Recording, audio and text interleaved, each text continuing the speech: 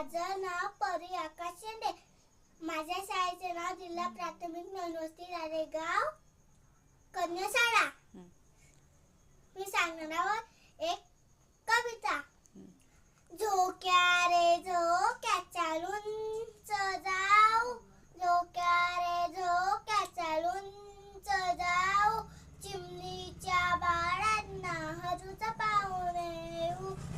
झोक्या रे झोक्या चालून जाऊ, झोक्या रे झोक्या चालून जाऊ, कावड्याला घर बांधून देऊ, कावड्याला घर बांधून देऊ. हिरव्या